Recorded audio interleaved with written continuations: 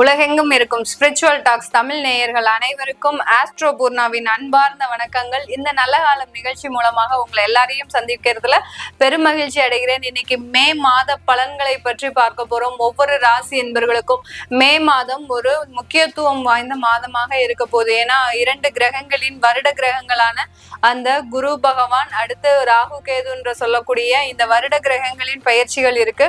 அடுத்து மாத கிரகங்களான புதன், சூரியன், சுக்கிரன், இந்த 3 கிரகங்களின் பயிற்சி இருக்கிறதுனால இந்த மே மாதம் ஒரு சிறப்பு வாய்ந்த ஒரு மாதமாக இருக்க போகுது. இந்த மாதத்துல பாத்தீங்கன்னா ஒரு முக்கியமான நிகழ்வாக ஜோதிட ரீதியாகவும் பிரபஞ்ச ரீதியாகவும் அக்னி நட்சத்திரம்னு சொல்லக்கூடிய மே 4ஆம் தேதி அந்த அக்னி நட்சத்திரம் ஆரம்பிக்குது. இது முடிவு பாத்தீங்கன்னா மே 28ஆம் தேதி முடியுது. இந்த நாட்கள்ல யாருமே இடமாற்றம், அதாவது வீடு ஷிஃப்ட் பண்றது ஷிஃப்ட் பண்ணக்கூடாது. அடுத்து பாத்தீங்கன்னா பால் காய்ச்சறது பால் காய்ச்சக்கூடாது. ஒரு வீட்டுல இருந்து இன்னொரு வீட்டுக்கு போறீங்க, ஏற்கனவே அட்வான்ஸ் எல்லாம் கொடுத்து வச்சாச்சு, நாங்க இந்த மே மாசம் லீவு அதாவது விடுமுறை நாட்களாக இருக்கிறதுனால நாங்க இந்த மாதத்தை தேர்ந்தெடுத்திருக்கிறோம் அப்படின்ற மாதிரியாக நிறைய பேர் இருப்பாங்க. இந்த மாதத்துல அந்த சடங்குகள் அதாவது சுப நிகழ்ச்சிகள் இந்த மாதத்துல இந்த நாட்கள்ல பண்ணக்கூடாது. மே 4ஆம் தேதியிலிருந்து மே 28ஆம் தேதி வரைக்கும் இருக்கக்கூடிய இந்த அக்னி நட்சத்திர காலகட்டங்களில் எந்த விதமான சுப நிகழ்ச்சிகள், திருமணங்கள், அடுத்து பாத்தீங்கன்னா வாஸ்துகள், அடுத்து வாஸ்து பூஜைகள், அடுத்து பாத்தீங்கன்னா உங்களுக்கு அந்த வீடு கிரகப்பிரவேசம் பண்றது, பால் காய்ச்சறது, வாடகைக்கு வீடுக்கு போகும்போது பால் காய்ச்சறது, இந்த மாதிரியான சுப நிகழ்ச்சிகள் எதுவும் செய்யக்கூடாத ஒரு மாதமாக இருக்கும். அதனால இந்த மாதத்துல கிரகங்களின் பெயர்ச்சிகள் இருந்தாலும் இந்த மாதத்துல நம்ம சற்று ஒரு கவனிக்க வேண்டிய ஒரு மாதமாக இருக்கும். ரொம்ப உன்னிப்பாக, அதாவது ரொம்ப கவனத்தோட இருக்கக்கூடிய ஒரு மாதத்துல இந்த மே மாதம் இந்த 2025 இருக்க போது. இப்ப நம்ம ஒவ்வொரு ராசி அன்பர்களுக்கும் உண்டான பலன்களை பற்றி பார்க்க போறோம்.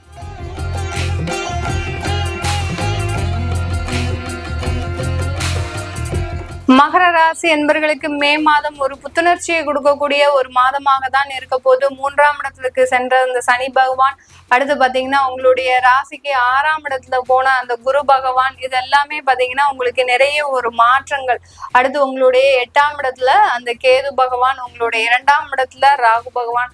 இந்த மகர ராசி என்பர்கள் நீங்க உன்னிப்பாக கவனிக்கக்கூடிய ஒரு தருணம் என்னன்னா இந்த மே மாசம் தான்.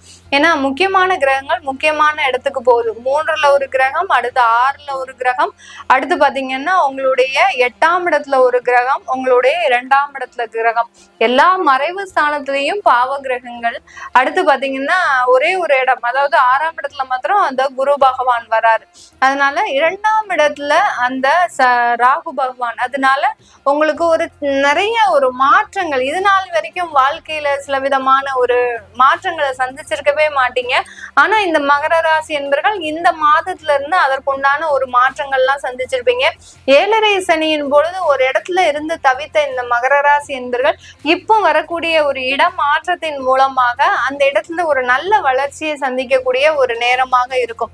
இதெல்லாம் பார்த்துட்டு இந்த மகர ராசி என்பர்கள் என்ன பேசியிருப்பாங்க அப்படின்னா, நமக்கு இந்த மாதிரியான ஒரு யோசனைகள் முன்னாடியே தெரியாம போச்சு, நமக்கு ஏன் இந்த இடத்துல இருக்கக்கூடிய வாய்ப்புகள் நம்மளுக்கு தெரியாம போச்சு, நம்ம ஏன் இவ்வளவு நாள் கஷ்டப்பட்டோம், இது 7.5 சனியிலேயே தெரிஞ்சிருந்தா நம்மளுக்கு நல்லாவே இருந்திருக்குமே, இதை யாருமே நமக்கு சொல்லலையே அப்படின்ற மாதிரியாகலாம் ஒரு மாற்றங்கள் ஏற்படக்கூடிய ஒரு டைம். 7.5 சனி தான் உங்களை எங்கேயுமே போக விடாது. அதனாலதானே நம்ம எங்க 7.5 சனியில கவனமா இருங்க, சில மாற்றத்தை செஞ்சுக்கோங்கன்னு சொல்றோம். ஆனா சில பேர் பாத்தீங்கன்னா நாங்க சொந்த ஊர்ல தான் இருப்போம், சொந்த வீட்டுல தான் இருப்போம், சொந்த இடத்துலதான் இருப்போம் அப்படின்லாம் அடம் பிடிச்சு அதுக்கு உண்டான ஒரு கெட்ட பலன்களையும் அனுபவிச்ச நிறைய மகர ராசி என்பர்கள் இருக்கிறாங்க. அந்த இடத்துல ஏண்டா இருந்தோம் அப்படின்னு சொல்லக்கூடிய அளவிற்கு நிறைய ஒரு கெடு பலன்களை அனுபவித்த மகர ராசி என்பர்களுக்கு இந்த மே மாதத்துல இருந்து பெரிய ஒரு ரிலீஃப் கிடைக்கக்கூடிய ஒரு தருணமாக இருக்கும். உங்களுடைய 2ஆம் இடத்துல ராகு பகவான். ராகுன்றது பாத்தீங்கன்னா எல்லா விஷயத்திலையும் கட் பண்ணிக்கிட்டே இருக்கும். உறவுகள் மீதான ஒரு நம்பிக்கையே கட் பண்ணிக்கிட்டே இருக்கும். அதே சமயத்துல பொருளாதார வளர்ச்சியே கொடுத்துக்கிட்டே இருக்கும். 2ஆம் இடத்துல ராகு பகவான் இருக்கும்போது உங்களுடைய உறவுகள் மீதான ஒரு நம்பிக்கையை குறைச்சுக்கோங்க. எந்த அளவுக்கு நீங்க நம்பிக்கையோட இவங்க இருப்பாங்க, நமக்கு ஒரு நல்ல ஒரு உண்மையாக இருப்பாங்க நீங்க எப்போ நினைக்கிறீங்களோ அந்த இடத்துல இருந்தே அந்த ராகு பகவான் வேலை செய்ய ஆரம்பிச்சிருவார். அதனால யார் மீதும் பெரிய அளவுக்கு நம்பிக்கை வைக்காம அப்படியே உங்களுடைய வாழ்க்கை பயணத்தை நடத்துங்க. உங்களுக்கு அந்த பொருளாதார வளர்ச்சின்றது இந்த வருடத்துல இருந்து இந்த மாதத்துல இருந்து கண்டிப்பாக கிடைக்கக்கூடிய ஒரு தருணமாக இருக்கும். உங்களுடைய கணவன் மனைவி உறவுன்றது கொஞ்சம் விரிசலாகக்கூடிய ஒரு நேரம் இந்த மகர ராசி என்பவர்களுக்கு. இவங்க பேச்ச கேட்க மாட்டாங்க, மனைவி அவங்க பேச்ச கேட்க மாட்டாங்க. இந்த மாதிரியாக ஒரு விதண்டாவாதத்தினால சில பிரிவுகள், சில தேவையில்லாத சச்சரவுகள் ஏற்படக்கூடிய ஒரு மாதமாகவும் ஆரம்பமாகவும் இருக்கக்கூடிய ஒரு நேரமாக தான் இந்த மே மாதம் இந்த மகர ராசி என்பவர்களுக்கு இருக்க போகுது. இந்த மகர ராசி என்பவர்களுக்கு நீங்க வைத்த சேமிப்பு குறையக்கூடிய ஒரு நேரம். ஏழரை சனி ஃபுல்லா பாதுகாத்து கொண்டு வந்துட்டீங்க. எவ்வளவோ எனக்கு ஏழரை சனி நடக்குது, நான் எவ்வளவோ சேமிச்சு வைத்த பணம் நான் பாதுகாத்து கொண்டு வந்துட்டேன், இன்னமே எனக்கு எந்த பிரச்சனையும் வராது அப்படின்லாம் சில பேர் என்ன பண்ணிருப்பாங்க, அந்த ஏழரை சனிக்கு பயந்து அப்படியே எடுத்துட்டே வந்திருப்பாங்க. நம்ம ராகு பகவான் சும்மாவே விட மாட்டார். எங்க ஒழிச்சு வச்சிருந்தாலும் அந்த பணத்தை வெளியில கொண்டு வந்தே தீருவாரு இந்த 2ஆம் இடத்துல இருக்கக்கூடிய அந்த ராகு பகவான். அதனால உங்களுடைய சேமிப்பாகப்பட்டது குறையக்கூடிய ஒரு தருணமாக இருக்கு. அப்போ நீங்க என்ன பண்ணணும், அந்த சேமிப்பை ஒரு நல்ல ஒரு இன்வெஸ்ட்மெண்ட் பிளான்ல போட்டுக்கோங்க. ஒரு வீடு கட்டுறதுக்கு உண்டான ஒரு இடத்துலயோ இல்ல ஒரு நகைகள் சேர்க்கக்கூடிய ஒரு இடத்துலயோ நீங்க இன்வெஸ்ட்மெண்ட் போட்டுட்டீங்கன்னா அந்த சேமிப்பாகப்பட்டது ஒரு சுப செலவாக மாறுவதற்கு உண்டான ஒரு நேரமாகவும் தான் இந்த மே மாதம் இந்த மகர ராசி என்பவர்களுக்கு இருக்கும். இந்த மே மாதத்துல சில மகர ராசி என்பவர்களுக்கு சில விபத்துகள் ஏற்படக்கூடிய ஒரு தருணமாக இருக்கும். ஏன்னா உங்களுடைய 7ஆம் இடத்துல செவ்வாய் நீச்சமா இருக்கிறார்.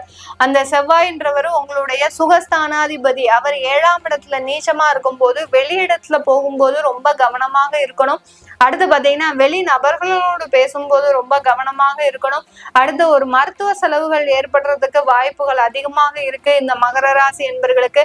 இது எல்லாத்தையுமே ரொம்ப முன்னெச்சரிக்கையா நீங்க பாத்துக்கிட்டீங்க அப்படின்னா இந்த மகர ராசி என்பவர்களுக்கு பெருமளவு தொந்தரவுகள் குறைக்கக்கூடிய ஒரு மாதமாகவும் தான் இந்த மே மாதம் அமைய போகுது. இந்த மே மாதத்துல இந்த 3ஆம் இடத்துல இருக்கக்கூடிய அந்த சனி பகவான் பாத்தீங்கன்னா நிறைய ஒரு வேலை மாற்றத்தை கொடுக்க போறார்.